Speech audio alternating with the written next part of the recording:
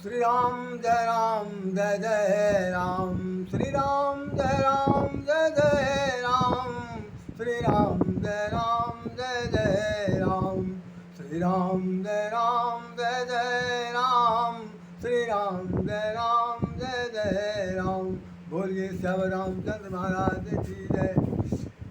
आज बड़ा पुनीत दिन है और बुद्ध पूर्णिमा गुरु पूर्णिमा के रूप में मनाया जाने वाला पर्व है। आषाढ़ मास की पूर्णिमा का ये दिन है। गुरुजनों के चरणों की वंदना करने का दिन है। गुरु पर्व का वास्तविक अर्थ समझने का दिन है और गुरु किस प्रकार से हमारे जीवन में अपना आशीर्वचन देते हैं इसको भी समझने का दिन है। तो वास्तव में हमें ये देखना है कि हमारे जीवन में गुरु की क्या आवश्यकता है, गुरु तत्व क्या है, गुरु ज्ञान क्या है, गुरु के चरणों की वंदना कितनी परम आवश्यक है और गुरु तत्व के आधार पर हमारे अपने जीवन को कैसे कितना सुधार कर सकते हैं, ये सब बातें जानने के लिए हम लोग आज यहाँ पर एकत्र हैं। हमारी सबसे बड़ी आपसे प्रार्थना केवल यही है कि जीवन में गुरु धारण करें और यह न करें, लेकिन गुरु तत्व के बारे में समझना और गुरु तत्व को गुरु की महत्ता को समझना हमारे आपके जीवन के लिए बड़ा परम आवश्यक है। कोई आवश्यक नहीं है कि कोई सब लोग गुरु धारण करने फिरते बने सब कुछ करते हैं, लेकिन हाँ एक बात शास्त्र में कह दी गई है कि गुरु बिन होए न ज्ञान। इस बात को कोई काट नहीं सकता। दुनिया की कोई ताकत ऐसी नहीं है जो ये कह दे कि गुरु के बिना ज्ञान मिल सकता है। ये कहना तो बहुत ही असंभव वाली बात है। गुरु के बिना ज्ञान नहीं मिल सकता, यही सत्य है। अब गुरु कहाँ से आएगा, गुरु किसको बनाया जाए, ये एक बहुत ही विशद प्रश्न है जिसके लिए बहुत सारे लोग भ्रमित रहते हैं। बहुत सारे लोग कहते रहते हैं कि भाई हम तो अभी तक गुरु धारण किया, हमें तो कोई ऐसा गुरु मिला नहीं, और निश्चित रूप से नहीं मिला होगा। मैं ये भी कह सकता हूँ क्योंकि गुरु की अवधारणा को लेकर के आज की तारीख में इतनी ज़्यादा संदेहास्पद स्थिति है, इतनी जनता संदेह है कि लोग बात जो है किसी को गुरु बनाने के बाद कई बार यही सोचते रहते हैं कि हम घाटे में रह गए, और कई बार ऐसा महसूस होता है कि भाई हम धोखा खा गए, या वो लोग ये सोचते हैं कि भाई गुरु तो धारण कर दिया लेकिन हमारे बस का कुछ भी है नहीं। तो खैर वो सब उनकी परेशानी है, उनकी अपनी व्यक्तिगत अवधारणा है, उस पर हमें कोई कमेंट करने की कोई आवश्यकता नहीं, और न मैं उनके पक्ष में इस तरह से बात करने की इच्छा भी रख सकता हूँ। हम सिर्फ इतना बताना चाहते हैं कि गुरु का महत्व वास्तव गुरु माने क्या होता है, ये सबसे पहले हम लोग ये समझना चाहें कि गुरु माने क्या होता। गुरु से गा माने ज्ञान और गुरा माने प्रकाश। जो अज्ञान से ज्ञान की तरफ ले जाए उसका नाम गुरु है। ये तो एक शाब्दिक अर्थ है। गुरु माने जो ज्ञान के अंधकार से ज्ञान के प्रकाश की तरफ ले जाने की क्षमता रखता हो उसका नाम गुरु है। आपको जो साक्षर बना सकता है वो भी गुरु है। जीवन के हर क्षेत्र में जितने भी लोग आपको एक दिशा मार्गदर्शन करते हैं, एक सचेतक के रूप में काम करते हैं, पथ प्रदर्शक के रूप में काम करते हैं, वो भी एक प्रकार के गुरु हैं। लेकिन जिस चीज़ का नाम गुरु हमारे शास्त्रों में वेद पुराणों में कहा गया वो गुरु दूसरा है। उस गुरु का काम है अध्यात्म क्यों ले जाना, अपने आत्मा परमात्मा के बीच की जो दूरी है उस दूरी को कम करने वाला केवल एक ही मात्र व्यक्ति है जिसका नाम है गुरु है। और उस गुरु को नमस्कार करने के लिए वो भगवान स्वयं खुद कहते हैं कि भाई जब कबीरदास जी के सामने समस्या आती है, या गोस्वामी तुलसीदास जी के सामने समस्या आती है, या अन्य महापुरुषों के सामने जब समस्या आई तो सबसे पहले यही कहा गया भाई किसको चरण पकड़ा जाए। तो वास्तव में गुरु को, और हम आपको और एक बात बता देना चाहते हैं, गुरु से कहते हैं गुरु माने भारी। गुरु उसका हिंदी में शाब्दिक अर्थ है भारी। भारी का मतलब शरीर से भारी नहीं, कोई बहुत ज़्यादा मोटा फुलफुल ऐसा व्यक्ति नहीं। गुरु माने भारी जो अपने अस्तित्व से, अपने व्यक्तित्व से, अपने ज्ञान से इतना भारी होता है कि वो अपने भार से तो खुद तो नहीं उठ सकता, विश्वास मानिए वो खुद तो कभी नहीं उठ सकता, लेकिन वो पूरी दुनिया को उठा सकता है। ये ताकत उसके अंदर होती है, इसलिए वो गुरु है। गुरु का सबसे बड़ा काम है कि अपने जीवन काल में हजारों बालकों को लोग साक्षर बना देते हैं गुरु के रूप में। हजारों लोगों को ऊंचे पदों पर, यहाँ तक आसमान तक छूने की पदवी दे देते हैं। लेकिन सच्चाई क्या है, गुरु अगर पूरे अपने विद्यालय में कम से कम 20 साल 30 साल पढ़ाता है तो उसी विद्यालय की उसी कक्षा में पढ़ा करके वहीं पर वो पास और फेल होता है, लेकिन उसकी तरक्की कभी नहीं होती। लेकिन उसके पढ़ाए हुए लोग अगर जीवन पर्यंत बहुत दूर तक चले जाते हैं तो निश्चित रूप से वो एक प्रकार का एक लीवर का काम करता है। एक एक प्रकार का एक ऐसा काम करता है जिसके आधार पर कि संसार के सब लोगों को तो ऊंचा उठा देगा, लेकिन स्वयं हमेशा फेल दिखाई पड़ता है, क्योंकि हर साल वो उसी कक्षा में आकर आपको पढ़ाएगा, आपको साक्षर बनाएगा। तो ये बात से कोई नकार नहीं सकता। जो लोग इस शिक्षा के लाइन में साक्षर बनाने वाले गुरुजन हैं, चाहे वो प्रवक्ता हों, चाहे प्रॉक्टर हों, चाहे वो हेड ऑफ डिपार्टमेंट हो, चाहे वो किसी भी प्राइमरी स्कूल के शिक्षक क्यों हो, लेकिन स्थिति है कि वो ज्ञान तो देते हैं, साक्षर तो बनाते हैं, लेकिन स्वयं कभी भी पास नहीं होते। विद्यार्थियों को पास कराते। कहने का मेरा सिर्फ अध्यात्म बात भाव से ये है कि वो अच्छी शिक्षा लोगों को तरक्की दिला सकते हैं, लेकिन वो अपने आप में कभी भी आगे अपने आप में ऊँचे नहीं उठ सकते, मतलब क्योंकि भारी बहुत है, उनका व्यक्तित्व इतना भारी है, उनका कृतित्व इतना भारी है कि वो अपने कृतित्व के द्वारा उस संसार में आज भी सर्वमान्य है और उनकी मान्यता को कोई नकार नहीं सकता है दुनिया में। तो गोस्वामी तुलसीदास ने जब लिखा अपने रामचरितमानस में, तो वहाँ पर ये लिखा है, गुरु बिन हो न ज्ञान, ज्ञान की पाव विराग बिन। गुरु के बिना ज्ञान नहीं मिलता, और ज्ञान के बिना कभी कभी वैराग के बिना ज्ञान की प्राप्ति हो सकती। अब ये बात बहुत बार लोगों ने कही है, हमने भी एक बार अपने एपिसोड में कह दिया था कि वैराग के बिना ज्ञान नहीं मिल सकता। अब वैराग का तात्पर्य लोग ज़्यादातर ये समझते हैं कंठी माला ले लो, बड़े बड़े दाढ़ी रखा लो, जूता रखा लो, उसके बाद यह है कि कमंडल लेकर इधर उधर घूमो तो वैराग हो जाएगा। बिल्कुल नहीं, वैराग बिल्कुल नहीं हो सकता। वैराग का शाब्दिक भाव जो है वो सिर्फ इतना ही है कि जो संसार के प्रति तुम्हारा राग है, जिन जिन चीज़ों से तुम्हारे अंदर मोह माया जुड़ी हुई है, जिनसे तुम आसक्त हो चुके हो, उन आसक्ति के प्रति जब तक तुम्हारे अंदर उस राग से बैर नहीं होगा, तब तक जीवन में वैराग नहीं आ सकता, कभी नहीं आ सकता। तो गोस्वामी जी कहते हैं कि इन सब चीज़ों की सांसारिक मोहमाया जो है वो केवल एक प्रकार का जंजाल है, एक प्रकार का बंधन है। इन बंधन से मुक्त होने का उपाय क्या है कि आप इनके साथ तो जुड़े रहिए, लेकिन तटस्थ रहिए, तटस्थ रहिए, इतना तटस्थ रहिए कि आप उसके अंदर अगर घुल मिल जाएंगे, एकदम बिल्कुल आसक्त मत हो जाएंगे, आपके अंदर अनासक्ति नहीं आएगी, तो आपकी शक्ति क्षीण हो जाएगी। जब क्षीण हो जाएगी तो ज्ञान भी क्षीण हो जाएगा। तब ज्ञान क्षीण हो गया तो कौन सा ज्ञान प्राप्त करेंगे। तो गोस्वामी जी कह रहे हैं कि वैराग के बिना ज्ञान नहीं मिल सकता, और ज्ञान अगर किसी से मिलेगा तो गुरु के चरणों में मिलेगा। तो गुरु का चरण कितना पवित्र है, गुरु का चरण कितना महान है, गुरु का व्यक्तित्व कितना महान है। गुरु तत्व क्या चीज़ है? गुरु तत्व यही सिर्फ सिखाता है कि जहाँ कहीं पर अंधकार है, जहाँ कहीं अज्ञानता है, जहाँ कहीं पर अनहोनी स्थिति है, उसको अगर वो कोई चीज़ दिखा सकता है, मार्गदर्शन कर सकता है, तो केवल गुरु हो सकता है।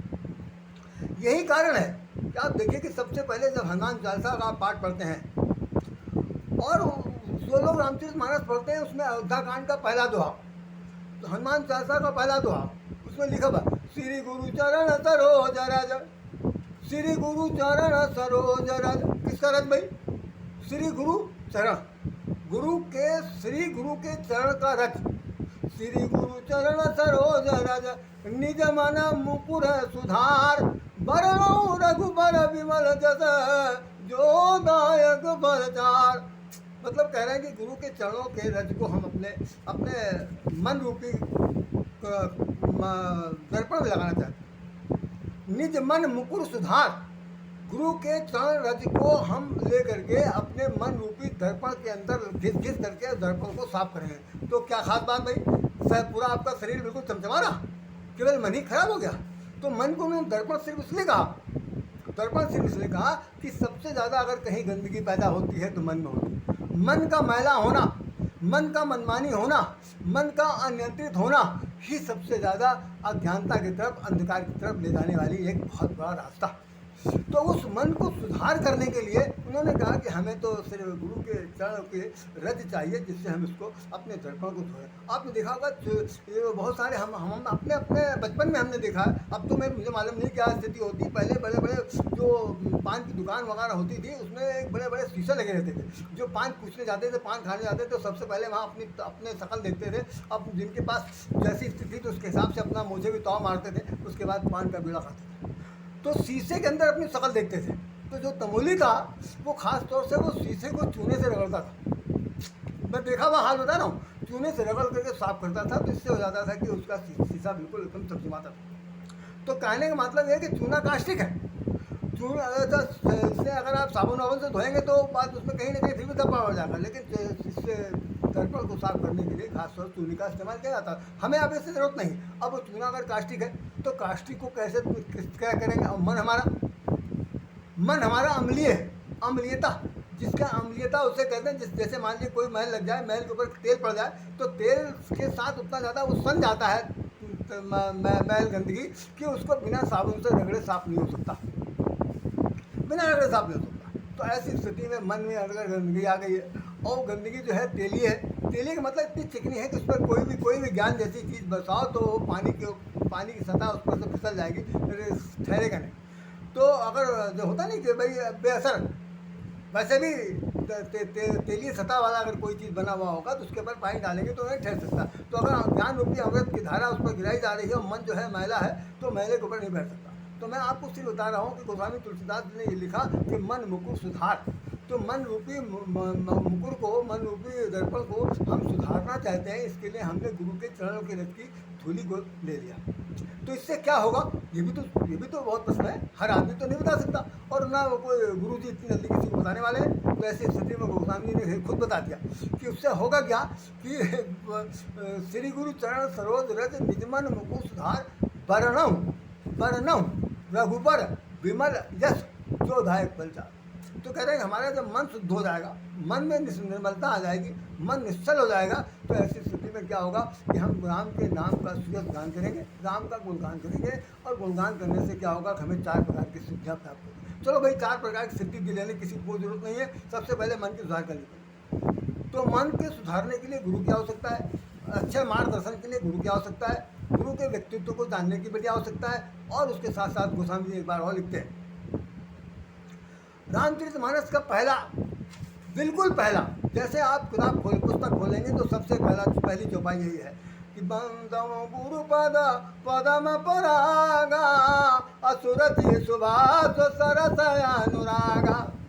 बंदम गुरु पदम परागा सुरति सुभाष सरस अनुरागा। भगवान श्री गुरुदेव भगवान के चरणों में वंदना करना चाहते हैं गोस्वामी जी। कह रहे हैं हम पहले गुरु की वंदना करेंगे, गुरु की वंदना करेंगे क्योंकि सरस सुभाष सरस अनुरागा, उसके प्रति अनुराग है और सरस है, सुमधुर है, सुभाषित है और हर प्रकार का ज्ञान देने वाला। बंदो गुरुपद पदम माने कमल, कमल का पराग माने जो उसका अद्भुत चीज़ होती है उसके अंदर, वही तो ज्ञान है। कमल ज्ञान तो है नहीं, कमल के अंदर जो पराग है वही ज्ञान है। उस ज्ञान को तो गुरुदेव भगवान के चरण जो है कमल के समान है, उसका जो रज है वही पदम पराग है। और उसको कैसा है, सुरुचि, बहुत ही सुरुचि माने जो बहुत ही हितकर हो, सुरुचि सुभाष और सुंदर भाषा का योग है, सुभाष सुंदर सुगंध उत्पन्न करने वाला हो, सुभाष अनुराग भी उत्पन्न करने वाला हो, ऐसे गुरु की वंदना की जाती है। तो वो कह रहे हैं कि उसके बाद उन्होंने गोस्वामी ने लिखा कि बंदो गुरुपद रथ, और उसके बाद बंदों गुरुपद कंज कृपा रूप नर रूप हरि। कह रहे हैं कि बंदों में वो भगवान, उन गुरु भगवान के चरण कमलों की वंदना करता हूँ। बंदों गुरुपद कंज कृपा रूप नर रूप हरि महामोहतम पुंज जासु कृपा रवि कर निकर। तो कह रहे हैं कि भगवान जो है स्वयं श्री हरि के रूप में है, गुरुदेव भगवान स्वयं श्री हरि के रूप में है और इसीलिए उनके लिए एक श्री हरि कह करके कह दिया गया बंदों गुरुपद कंज कृपा रूप नर हरि बंदों गुरुपद कंज कृपा रूप हरि।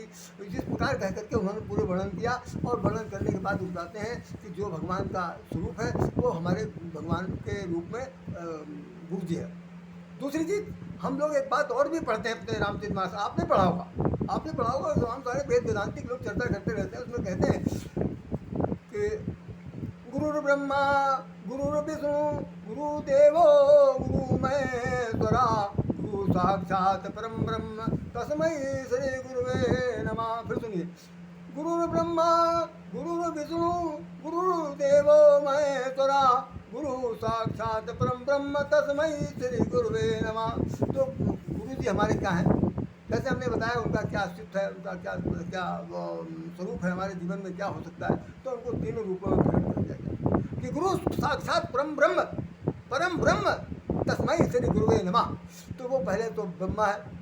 आपके जीवन में जितनी भी ज्ञान का सर्जन किया जा सकता है उन ज्ञान का पूरा सर्जन करें। जैसे पहले प्राचीन काल में हमारे क्या होता था, गुरुकुल आश्रम होता, बच्चों को तुरंत घर के राजा महाराजा हो, चाहे रंग हो, चाहे किसी भी तरह के व्यक्ति हो, चाहे किसी भी कौम का हो, उसे गुरुकुल आश्रम में भेजा जाता। वहाँ गुरु के आश्रम में रह करके वो 25 साल तक विद्या अध्ययन करता था। तो विद्या अध्ययन में गुरु जी क्या करेंगे, ज्ञान के द्वारा, अपने ज्ञान के द्वारा सबसे पहले गुरु को क्या ब्रह्मा के रूप में, जैसे ब्रह्मा सृजनहार है, तो ऐसे आपके अंदर जीवन में सृजन का कार्य करेंगे। आपको चलना सिखाएंगे, आपको जीवन जीना सिखाएंगे, आपके अंदर जीवन जीने की कला बताएंगे, और जितना क्या हो सकता है समाज के बारे में, परिवार के बारे में, राष्ट्र के बारे में, और जितनी भी विधियाँ हैं उन सभी विधाओं के बारे में गुरु जी बताएंगे। और वो बताने का, सृजन जो करने का काम है वो ब्रह्मा का। उसके बाद फिर विष्णु का अगर उनका अवतार है तो विष्णु के रूप में आपको बताएंगे कि परिवार का संचालन कैसा होना चाहिए, परिवार का पालन कैसा होना चाहिए, परिवार में वृद्धि कैसे होना चाहिए, परिवार को कैसे संचालित करते हुए जीवन जीना चाहिए। ये बात वो गुरु जी जो है भगवान विष्णु के रूप में पालनहार बनाए कि परिस्थितियाँ चाहे जैसी आ जाए, आपको प्लानवादी नहीं होना है, किसी तरह से भागने की जरूरत नहीं है, घर छोड़ भाग तमाशा देखने की जरूरत नहीं है। आपको भगवान विष्णु की जो भूमिका है कि परिस्थिति जैसी भी हो, भगवान विष्णु पूरे संसार का पालन करते हैं, संचालन करते हैं, और सबके लिए करते हैं। वो शत्रु के भी हैं, मित्र के भी हैं, राक्षस के भी हैं, देवता के भी हैं, कीड़े के, मकोड़े के भी, हमारे भी 84 लाख योनियों सबके वो पालनहार गजब है। और हमारे अंदर कोई 84 लाख तो है नहीं, गिनती कर 4, 5, 6 लोग अगर परिवार में हैं, उनको परिवार को चलाना हमारे लिए गुरु जी सिखाते हैं। उसके बाद फिर विसर्जन का समय आया, महादेव भगवान शंकर का नाम आता, तो गुरु ब्रह्मा गुरु विष्णु गुरु देवो महेश्वरा बहुत महादेवताओं के देवता महादेव जी का नाम आता। तो वो क्या करते हैं, सत्संग करने वाले ना होकर के, पालन करने वाले ना होकर के, विसर्जन करने वाले, संहार करने वाले। तो हमारे जीवन में कौन सा संहार करेंगे देवता ये गुरु जी? तो हमारे जीवन में गुरु जी ये करेंगे कि जितनी भी अनियमितताएँ हैं, जितनी भी अनाइच्छित कुप्रवृत्तियाँ हैं, जितने भी कहना चाहिए जो वो भोग की वस्तु नहीं है, लेकिन वो मन मस्तिष्क में कहीं ना कहीं गंदगी, विकार भरा हुआ है, चाहे काम हो, क्रोध हो, मोह हो, मद हो, लोभ हो, मत्सर हो, नाना प्रकार की जितनी भी कुत्सित भावनाएं हों, उन सबको कैसे नष्ट किया जा सकता है, ये भगवान शंकर के रूप में भगवान हमारे जो गुरु जी हैं वो आपको बताएंगे कैसे इसका दूर किया जाता है। जैसे कबीरदास ने कहा कि भाई हाँ एक बात और समझ लीजिए, हमने अभी तक किसी किताब में नहीं पढ़ा, सिर्फ कबीरदास का ही चैलेंज है जिसको मैंने स्वीकार किया। उन्होंने कहा कि कबीरा मन निर्मल भया जैसे गंगा नीर, कबीरा मन निर्मल भया जैसे गंगा नीर, पाछे हरि चले कहत कबीर। मतलब जितने भी अभी तक हमने कवि संत महात्माओं सभी महापुरुषों के नाम सुने सुजाने हैं, उनके चरणों में बैठ करके हमने शिक्षा ग्रहण किया, ज्ञान प्राप्त किया, मैंने किसी के मुखारबिंद से भैया ये नहीं सुना कि निर्मल भया कबीरा मन निर्मल भया, किसी ने नहीं, इतनी चैलेंजिंग के साथ बिल्कुल नहीं कहा। सब लोग ही कहते हैं मन को कागचित क्यों, मन स्वच्छ होना चाहिए, मन निर्मल होना चाहिए। हमारी गीता में भगवान श्री कृष्ण ने कहा कि मन बहुत निर्मल होना चाहिए। अर्जुन ने कह दिया बहुत ही ज़्यादा प्रचंड एकदम वो अनकंट्रोल रहने वाला, अनियंत्रित होने वाली चीज़ है। भगवान ने कहा बिल्कुल सही कह रहे हैं कि ये अनकंट्रोल होने वाला ये विषय है, इसको कंट्रोल नहीं किया जा सकता। लेकिन फिर भी उन्होंने गीता में लिख दिया भगवान श्री कृष्ण ने कि इसको प्रयास के द्वारा, अभ्यास के द्वारा गलत रास्ते से सही रास्ते पर मोड़ा जा सकता है, अभ्यास के द्वारा। अब अभ्यास आपका कितना प्रबल है ये आप पर डिपेंड करता है। भगवान ने ऐसा कुछ नहीं बताया कि भाई आप छड़ी लेकर के दौड़ लिया उसके बाद उसको ठीक कर दिया, ऐसा कुछ नहीं। उन्होंने कहा अभ्यास के द्वारा ठीक कर सकता है। भगवान स्वयं इस बात को स्वीकार करते हैं, हमारा मन निकाल। तो मैंने आपको बता दिया कि वास्तव में यही है। एक हमारे घर में एक भजन गाने के लिए आते थे, जब कभी कीर्तन भजन होता था तो उन्होंने एक बात गाई थी, बहुत सुंदर बात भजन है, उसका मैं एक लाइन सुना दे रहा हूँ कि उन्होंने कहा धोबिया मल धोइया चुनरी मैलिया भई हमार, धोबिया मल धोइया चुनरी मैलिया भई हमार, ज्ञान का पाटा मल छाटा धोबिया करियो मोह परोपकार। तो उन्होंने कहा कि ज्ञान के पाटा पर खूब मल करके छाटिएगा। हे धोबिया, हमारे चुनरी बहुत गंदी हो गई। आप विश्वास मानिए, हमारा जो एक हमारे हमारे समाज में एक वर्ग है जिसको रजक कहते हैं, जिसको धोबी कहते हैं, जिसको वो चौधरी कहते हैं, जिसको आज के दिवाकर कहते हैं, जिनको कुछ लोग पुनिया कहते हैं। बहुत सारे ऐसे उपनाम दिए जा चुके हैं। वो कम से कम वो हमारे हमारे समाज का गुरु है, जो हमारे शरीर से उतारे हुए सबसे गंदे से गंदे कपड़े को भी एकदम स्वच्छ निर्मल कर सकता। मलमल धोइया और पाटा, पाटा जो है ज्ञान के पाटे पर पटक पटक करके धोइए। जैसा कि आपने कभी किसी तालाब में, किसी जलाशय में, किसी नदी के पास देखा होगा कि धोबी इसलिए धोगा। गुरु भी यही काम करता है, आपको मारेगा भी। जैसे जो बहुत से दोहे आपने पढ़े होंगे कि जो उसको मारते हैं, जैसे तो नीचे कच्चा अगर घड़ा है तो कच्चे घड़े के नीचे से हाथ दिए हैं, ऊपर से थपथपाते रहते, पीटते रहते, ताकि उसका ऊपर का तल समतल हो जाए और सब कुछ का हो। तो कहने का मतलब सिर्फ यही है कि गुरु जो ज्ञान देने वाला है वो आपके लिए सब कुछ है, समर्पण कर सकता है। तो गुरु के प्रति, गुरु के अनुराग के प्रति, गुरु के चरणों के प्रति जितना अनुराग होगा आप उतना ही अपने जीवन को समर्थमान बना सकते हैं। गुरु एक प्रकार का एक ऐसा तत्व है जिस तत्व का वर्णन नहीं किया जा सकता। कबीरदास ने लिख दिया कि सारे धरती कागज करूं, कलम करूं पर राय, गुरु गुण लिखा न जाए। ये लिख दिया कि उन्होंने धरती को कागज़ बना दूं और उसके बाद मैं जंगल के जंगलात को मिलकर लेखनी बना दूं। उसके बाद अगर गुरु गुण लिखना चाहूँ तो लिखा नहीं जा सकता। यही सबसे बड़ी बात है। मैं समझता हूँ इन शब्दों के साथ मैं आप लोगों को सादर नमन करता हूँ। और इस एपिसोड का दूसरा जो भाग है वो मैं फिर इसका सुनाऊँगा। आप तब तक के लिए हमें विराम दीजिए। आप सबको मेरा हार्दिक नमन, सादर नमन। राधे श्याम, राधे आपको प्रणाम करता है। आप अभी सभी गुरुजनों को नमस्कार कीजिए, अपने गुरुजनों के चरणों में सिर झुकाइए। यही मेरी आपसे प्रार्थना है। जय श्री राम।